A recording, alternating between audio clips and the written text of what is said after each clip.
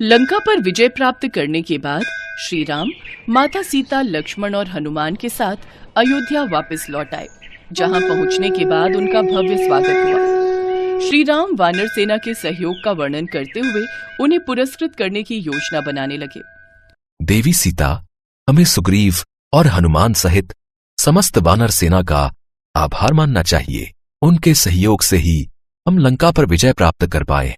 वैसे तो उनके इस समर्पण का कोई मोल नहीं है, फिर भी हम उन्हें पुरस्कार देकर उनका मान सम्मान बढ़ाना चाहते हैं। आप बिल्कुल ठीक कहते हैं प्रभु। हमें वानर सेना, सुग्रीव सबको अनमोल भेंट देनी चाहिए, किंतु आप हनुमान को कोई भेंट मत दीजिएगा। ऐसा क्यों सीते? क्योंकि वो मुझे पुत्र समान प्रिय हैं। उसे मैं अपनी पसंद की भेंट दूंगी। सुग्रीव सहित सभी वानर सेना को अयोध्या बुलाया गया और उन सबको अतिथि गृह में ठहराया गया और उनका अच्छे से आदर सत्कार करने लगे। 2 दिन बाद भरी सभा में सभी मौजूद थे। उन सबकी उपस्थिति में सभी वानर सेना को अनमोल भेंट देकर सम्मानित किया जाने लगा। अंत में सुग्रीव को भी अनमोल भेंट दी गई। हनुमान को हम अपने हाथों से भेंट देंगे। हनुमान, यहाँ आओ। माते, आपकी और प्रभु श्री राम की भक्ति ही मेरा सबसे बड़ा पुरस्कार है। मुझे किसी भेंट की आवश्यकता नहीं। हनुमान, तुम हमारे लिए पुत्र समान हो और मैं तुम्हें अनमोल भेंट देना चाहती हूँ। मैं उम्मीद करती हूँ कि तुम इस भेंट के लिए इनकार नहीं करोगे। ये मेरा सौभाग्य है माता। हनुमान को माता सीता अपने गले का बेशकीमती हार निकाल कर देती हैं। हनुमान सम्मान पूर्वक वो हार स्वीकार करते हैं। ये देख समस्त वानर सेना हर्ष और उल्लास में डूब गई। वहीं राज्य में प्रजा आपस में बातें करने लगी। प्रभु श्री राम ने कितनी आवभगत की है वानर सेना की, और सबको कितने अच्छे पुरस्कारों से पुरस्कृत किया है।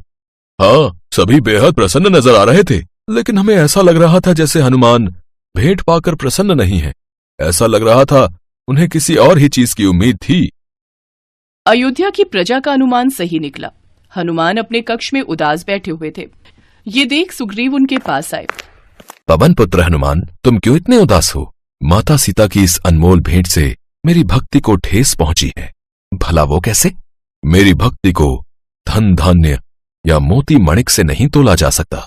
श्री राम और माता सीता के प्रति मेरी श्रद्धा अनमोल है, तो इस भेंट को तुम माता सीता की निशानी समझकर रख लो। सुग्रीव ने हनुमान को बहुत समझाया, किंतु हनुमान प्रसन्न नहीं हुए। हनुमान की ये अप्रसन्नता सम्मान से अपमान की तरफ बढ़ने लगी और अयोध्या में फैल गई। प्रभु राम और माता सीता के कानों तक भी ये बात पहुंची। हनुमान ने हमारी भेंट अस्वीकार कर दी। आखिर हनुमान के मन में क्या है, ये जानना भी तो जरूरी है। हनुमान ने माता सीता का अपमान करके अच्छा नहीं किया। मैं उससे मिलकर उससे इस बात का कारण जानूंगा।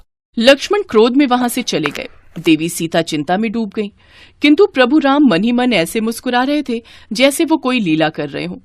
लक्ष्मण हनुमान को खोजते हुए सरयू नदी की ओर पहुंच गए, जहां हनुमान किसी चिंता में डूबे हुए उस हार के एक एक मोतियों को देख रहे थे। फिर उसकी ध्वनि सुनने का प्रयास करते हैं। ये सब देखकर लक्ष्मण हनुमान से कहता है, इस तरह तुम माता सीता का अपमान कर रहे हो। लक्ष्मण क्रोधित होकर वहां से चले गए और जाकर सारी बात माता सीता और प्रभु राम को बताई। आप अभी हनुमान को सभा में बुलाइए और इसका कारण पूछिए। राम, सीता और लक्ष्मण सहित दरबार में पहुंचे। हनुमान के साथ अन्य वानर भी वहां उपस्थित थे। हनुमान, लक्ष्मण तुमसे क्रोधित है। हाँ, इस अपमान का कारण बताओ हनुमान। कहो हनुमान, भला तुमने ऐसा क्यों किया? हाँ पुत्र हनुमान, बताओ तुमने ऐसा क्यों किया? प्रभु, मैं तो आपका तुच्छ सा सेवक हूँ, साधारण दास हूँ। फिर मैं उस हार के साथ ऐसा कैसे कर सकता हूँ? तो फिर तुमने उस हार के साथ ऐसा क्यों किया?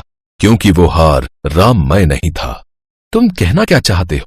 आप तो जानते हैं प्रभु, मेरे जीवन का उद्देश्य केवल आपका नाम है। मेरी प्रत्येक श्वास आपका स्मरण करती है। मेरी जिह्वा सिर्फ आपका नाम ही बोलती है।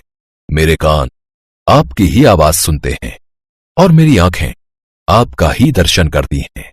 माता सीता ने जो हार मुझे दिया था, उसमें आपकी छवि दिखाई नहीं दी, इसलिए आपके वो अनमोल मोती भी मेरे लिए पत्थर समान ही थे। और ऐसे कंकड़ पत्थर भला मैं क्यों अपने पास रखता? हनुमान, अगर तुम्हारी बात सत्य माने तो तुम्हें हर वस्तु में राम दिखाई देते हैं। हाँ, मेरे शरीर का रोम रोम राम राम का नाम पुकारता है। मेरे मन में राम और हृदय में राम बसते हैं। हनुमान, मैं तो तुम्हारी बात मान लूंगा, लेकिन ये संसार तुमसे सबूत मांगेगा। मेरे हृदय में आपकी और माता सीता की छवि उपस्थित है। हम तुम्हारी बात का विश्वास कैसे करें? हमें भी वो छवि दिखाओ। हाँ हनुमान, संसार तुम्हारी भक्ति की परीक्षा लेना चाहता है। तुम ये चमत्कार दिखा दो। जो आज्ञा प्रभु। जय श्री राम। इतना कहते ही हनुमान अपना सीना चीरकर प्रभु राम और माता सीता की दिव्य छवि सबको दिखाते हैं। पूरा दरबार ये दृश्य देख आश्चर्यचकित हो गया और भक्ति भाव से भर गया। सबके शीश श्रद्धा से झुक गए। सभी हनुमान को प्रणाम कर उनके नाम की जय जयकार करने लगे।